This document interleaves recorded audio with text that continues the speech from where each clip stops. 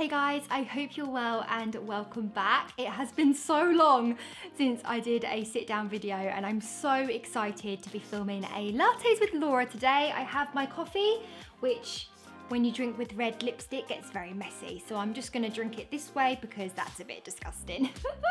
So if you're new to Lattes with Laura, this is a Q&A series. I ask you guys over on my Instagram stories a few days before I film to ask the questions that you want to know the answers to, and I answer them. It is as simple as that. There is, however, one outstanding rule that must be followed during this video, that you have a beverage. Now, some of you don't like coffee, and that's fine. I've made allowances. You can have a tea, I'll let you off. If you don't like a hot coffee or it's a little bit too hot outside for you, go and grab yourself a cold coffee, and if you really have to, a squash or water will do. One more glaring thing that you might have noticed from this video is that I have got brand new hair. I got rid of the blonde and I've gone brunette, and I'm actually really enjoying it. It's a bit of a shock. Yeah, that's that.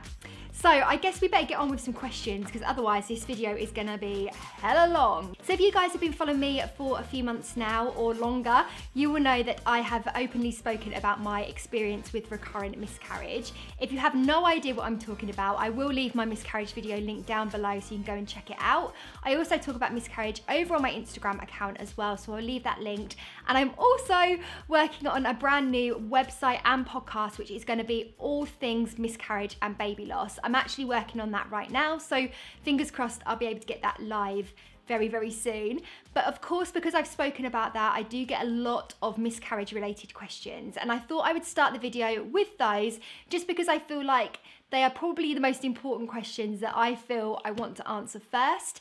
If, of course, this is not your kind of thing and you don't want to hear about miscarriage, I will leave a timestamp down below in the description box and you can just click that and skip this section of the video. However, I feel like it is important, even if you haven't experienced miscarriage and you haven't gone through that, to still watch these questions, because I feel like we should all know a little bit more about it, whether it's for ourselves in the future or also for friends and family members that maybe go through it as well. So the first question is, what tests have the NHS offered you for miscarriage? Now, this is something that I will be talking more about over on my podcast and my new website, but of course, for now, I will say that in the UK especially, you have to have had 3 miscarriages to have any sort of investigations. Now, there's so many tests that you can have done for miscarriage.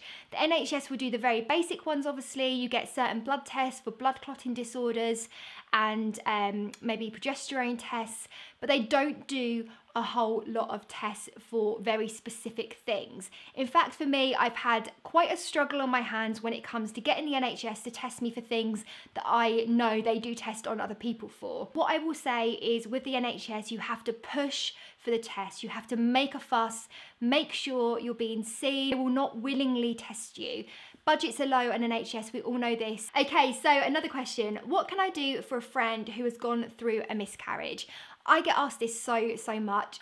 I personally needed space from people. The best thing I think that anyone can do in a situation where they've got a friend, they don't know how to deal with it, is just send a text.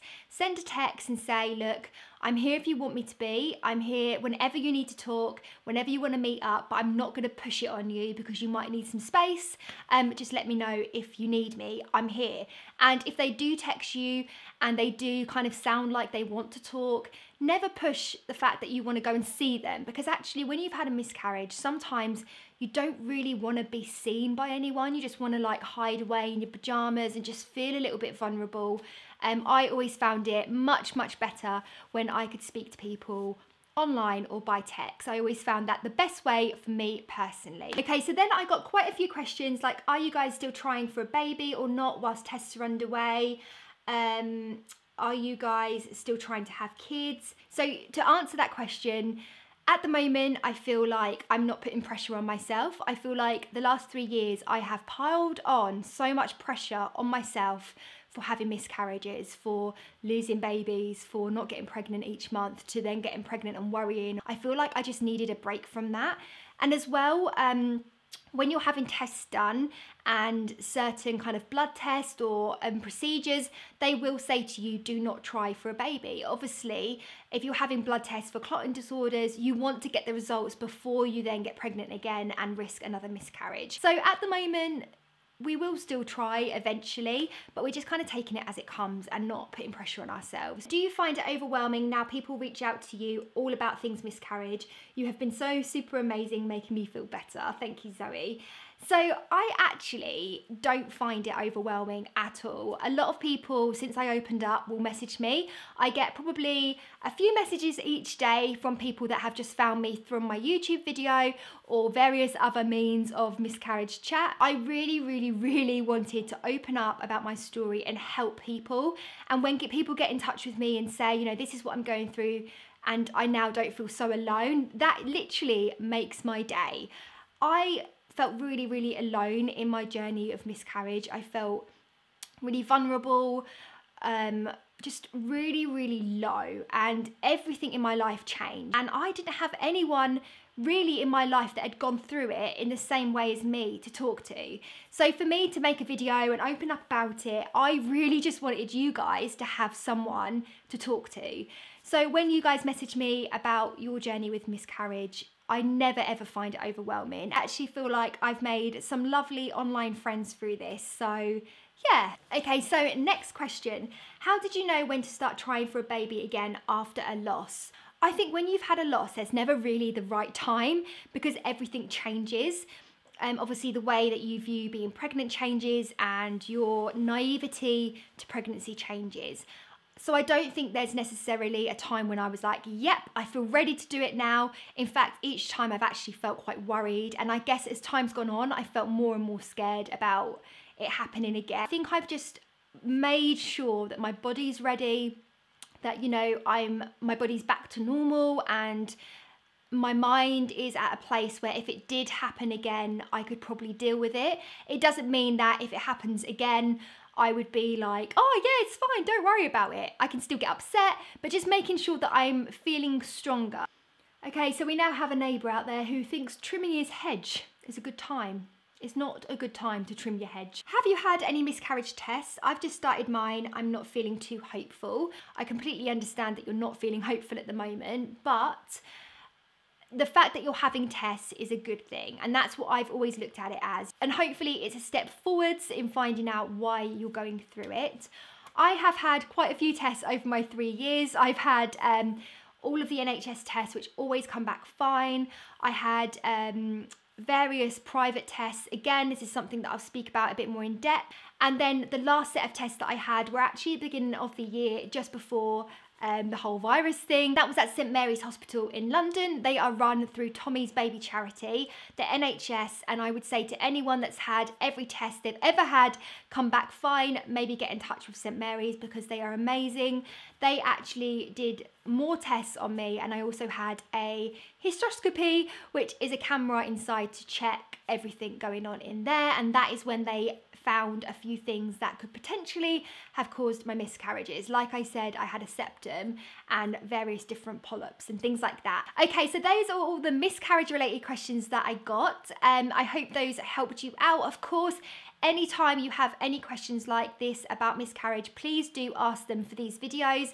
I really want these videos to be fun and chatty, but also really help you guys out as well. And like I keep saying, my website and my podcast will be coming soon. I'm working so hard on it, and I'm really hoping to get it live soon for you guys. So as we're at the next section of the video, I thought I would just chat through a little favourite. You know, you guys know I like doing these favourites of the month. I actually have one here that's clothes related, so we won't call it beauty product of the month because it's not. It's a bra. So this bra is one thing that has been getting me through lockdown. So I actually posted about this on my Instagram and you guys went wild for them. I think we actually sold them out on ASOS and on the website Weekday as well. But this bra is by a brand called Weekday. Now I know it's not glamorous, it's not pretty, it's not sexy, but my God, is it comfortable. My God, is it good. So this is kind of like a crop top bra. I actually really love wearing these around the house. It gives you some support. It kind of glides over there if you get a bit cold, if you know what I mean, you can't see as much. And I just really like wearing these. Like, underwire bras are good. They have their perks, literally, but they're uncomfortable to wear around the house all day. And I know a lot of us are working from home at the moment or spending more time indoors. So these are really good. It makes you feel like you actually have bothered to get dressed. So I actually got mine in a nude colour, but they come in so many different colours. I feel like the nude is definitely the kind of most versatile because I can wear it under white or black or coloured, so it's quite good for that.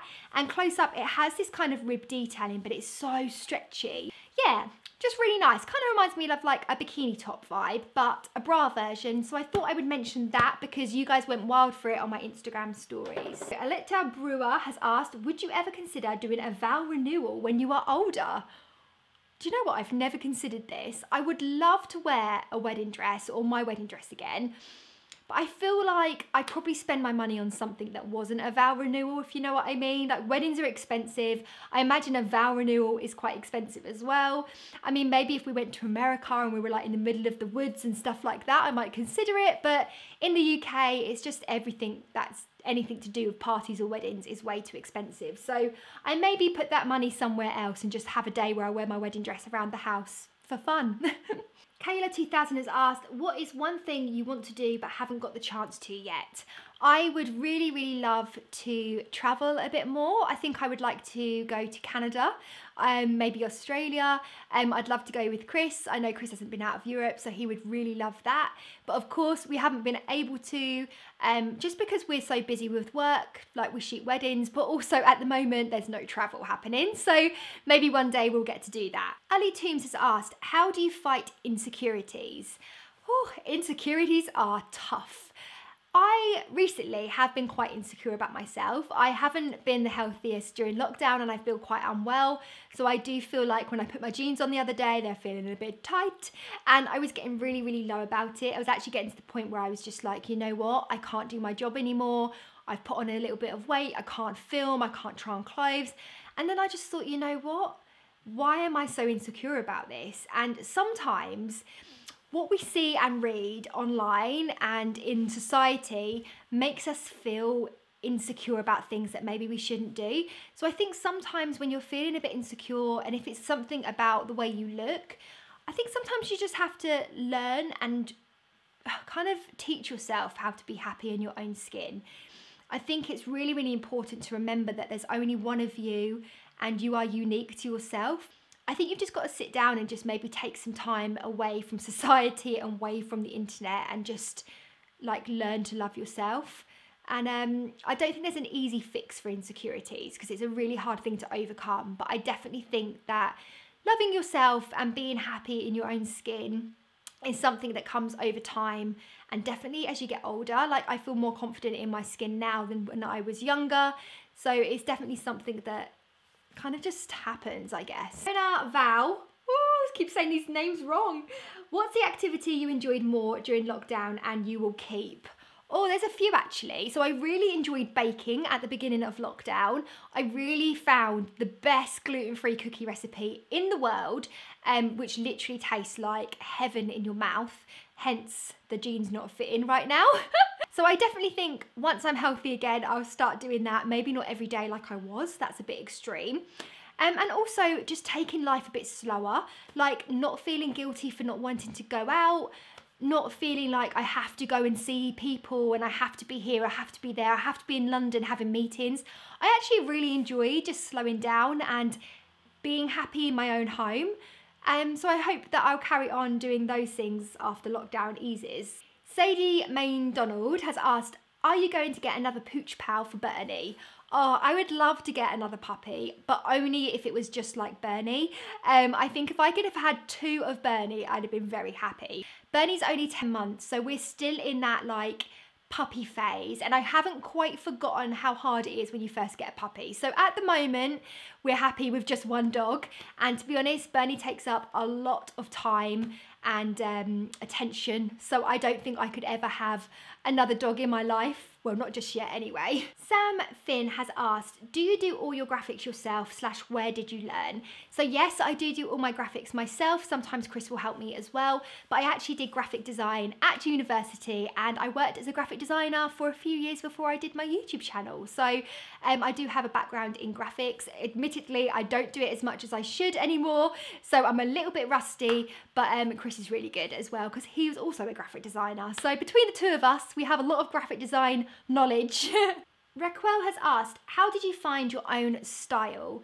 Now, I really struggle with my own style, and I never really feel like I have a specific like niche kind of styling. A lot of the time I actually get a lot of help from my mum. Like going shopping with my mum is really, really good for me because she'll pick out things that she thinks will suit me, and she's always right. I swear my mum should be a stylist. So yeah, so other people's influences, especially my mum, really helps. I just kind of wear what I like. I think as I've got older, I've realised that it's less about trends and more about what suits my body shape. My body shape is quite pear, so I do sometimes need to kind of accentuate my waist with things. So it's just about finding the right cuts and fits of clothes rather than what's on trend, because not everyone can pull off trend pieces, and sometimes you just wear them because they're on trend, not because you actually feel good in them. So just wearing what suits your body shape is a massive, massive must. That was like an iced coffee there. Okay, so now we have what's on my lips.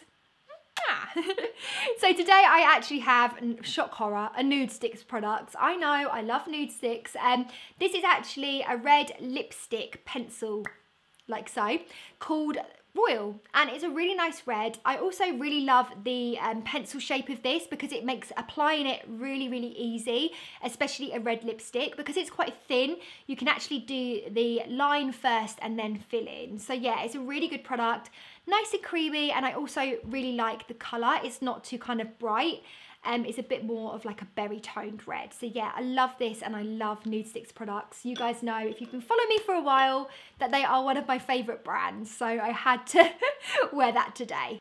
So Alison Ham has asked, what shows have you been into lately? So we've watched a lot of TV recently, like most people, I'm sure. But my one programme that I absolutely love is called This Is Us. It's over on Amazon. I actually spoke about this programme in my Netflix and Amazon video that I did at the beginning of lockdown. But yeah, it's about a family, and it just covers so many different kind of family issues. I love it. It's such a heartwarming, but kind of, I mean, I cry a lot when I watch it. It's something quite emotional about it. I love that programme. We've recently finished another series of Alone, which is a series about some strangers that are literally dumped in the middle of nowhere, and they have to just kind of fend for themselves, live in a tent, build a shelter, hunt for food, and just basically live in the middle of nowhere. And I absolutely love it. Liv McDonald has asked, what is one of the biggest, most important things you've learned as an adult? This is a good question. Oh, so many things. So when I was younger, I would always have friends that were, I don't know, not making me feel the best that I could feel. Quite toxic, I guess. And I always thought because they were my friends, I had to just let them do it. I had to be around them. I had to see them still.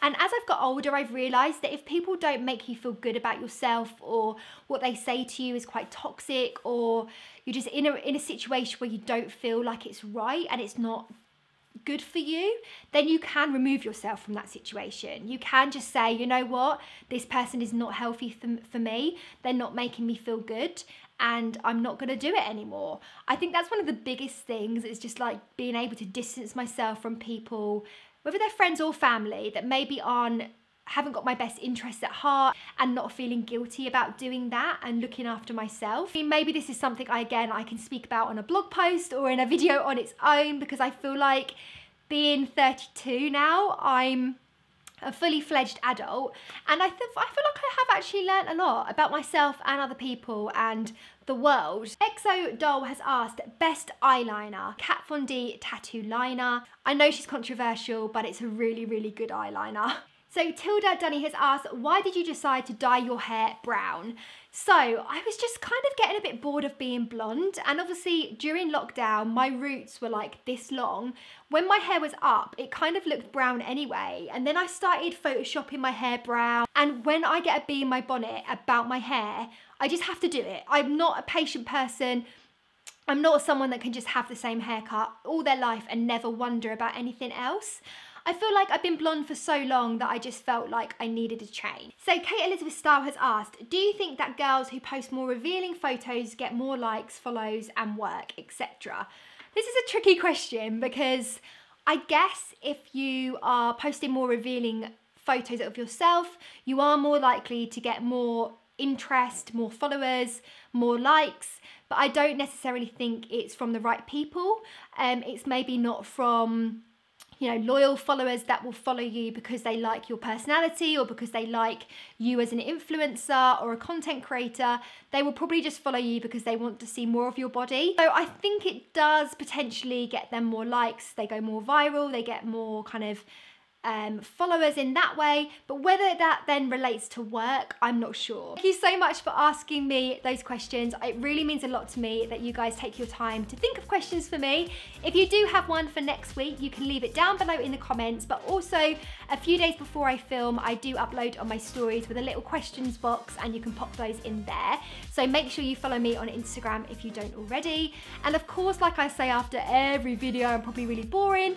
If you did enjoy this, give it a nice big thumbs up and don't forget to subscribe. It's absolutely free and it means that you can stay up to date with my videos. There will be another Lattes with Laura in about 2 weeks' time, so get thinking about those questions. In the meantime, if you do want to chat to me about miscarriage or anything baby loss related, you can always DM me over on Instagram or email me. All my contact details are down below. And of course, I will link everything that I'm wearing or mentioned in this video down there too. So thanks for watching, guys, and thanks for being so great. I will see you again next week for another video. Have a lovely day.